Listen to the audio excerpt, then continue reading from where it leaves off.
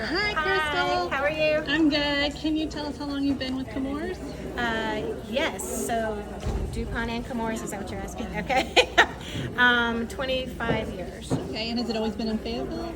No, it has not. I started down in Orange, Texas, at the Sabine River Works plant. Okay, nice. And hi, what's This your name? is Jack. I'm Jack. Oh, nice. And how long have you been with DuPont and Chemours? 32 years 32 years. Where'd you start?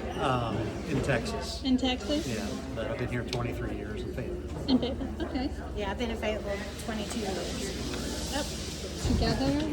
No. Just a coincidence from Texas. 22 years. Just a coincidence. I was at a different town, Victoria. Similar, but different. So we're going to talk about permitting and emissions that will be in the permit application. So Jack will start. Yeah, I'll just give an overview of the permitting process. So this is for the air permits that are required to do modifications in these processes so that we can expand production. And basically, there's a process that we go through with the North Carolina Division of Air Quality that we've been having discussions with them already, going over the relevant information relative to the projects and getting their input on that. And will be needed to file the permit application, which will be done in October, at which point DAQ has at least 6 months to review the application. Could take longer than that. When they're finished with the review process, they'll issue a notification for public comments, which lasts 30 days. After that, then the permit decision is made, whether to grant the permit. Before that time, we can't make any modifications to expand capacity that you've heard about from Sean and others.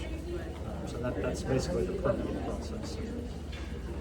All right, so from an emissions standpoint, there's several categories. One is volatile organic compounds, that's like alcohols and paints, and there'll be no net increase in the volatile organic compounds as a result of the expansion.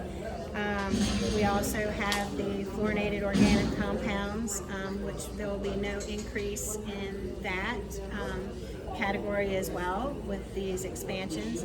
How can we do that? We have 2 projects that are going to be going in, one next month where we're taking an existing carbon bed, we're making it larger, and we're changing the type of carbon that it uses. Right now we use a carbon that's like spherical or circular, and the carbon we're moving to is a coconut carbon that's also being used at our our plant in the Netherlands, and it's more jagged and irregular, and so there's more surface area for it to grab onto and absorb these compounds as the air flows across it. Then there's a third category, HFPO dimer acid, which you all know is Gen X, and there's a permit limit that we currently have in our air permit is 23 pounds per year. That's the equivalent of about 2 teaspoons a day, and we're not asking for an increase in that emission limit as well. We're gonna remain below that limit. The other upgrade that we're making, we're taking our semi-works facility, which currently goes through a carbon bed, that gets less than 99% efficiency, and we're going to take that to the thermal oxidizer so that we get that 99.999% reduction. And so that's how we're able to keep the fluorinated compounds level. Any questions? Yeah, why not go ahead and go for like 100% reduction?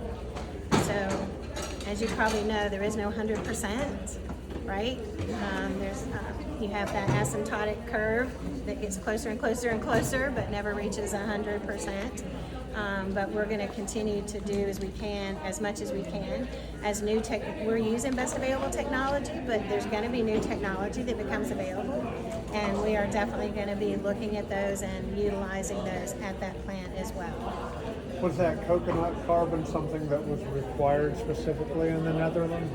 No. Or they just happened to They were using the same get a type better carbon that we capture with did, that? right? And their vendor suggested it, and they started using it, and so we're kind of not stealing from them because that's not a good word, but we're leveraging. Thank you. Thank you. It's been a long evening. And my words were leaving me, so we're leveraging that. Good question. So you mentioned, so you have a list right there, 2023 semi-works emission to thermal oxidizer. So the semi-works, that's a current process you have right now. Correct. That is not going to the thermal oxidizer. It's going through a carbon bed. And your percentage of capture is significantly lower than 99%? It is not currently? significantly lower. No? It is lower than 99%, but Okay, it's not okay. significantly lower. But it's low enough that you now want to go to the thermal oxidizer to increase that. Yes, sir. Okay. So in a way, you're expanding, and to get this 99% overall, you're taking existing processes that you currently have and you're making them better so that your whole system, including the expansion, is better. That's correct. So, And implementing improvements in the expansions as well to reduce overall emissions. You heard Sean talk about fugitive emissions in particular. Right. That's one area that we can make substantial improvements and drive it down overall. but you could make the improvements on the semi-works whether you expand it or not Oh, yeah. to improve your efficiency and your capture. That's correct. All right. Thank you. Sure.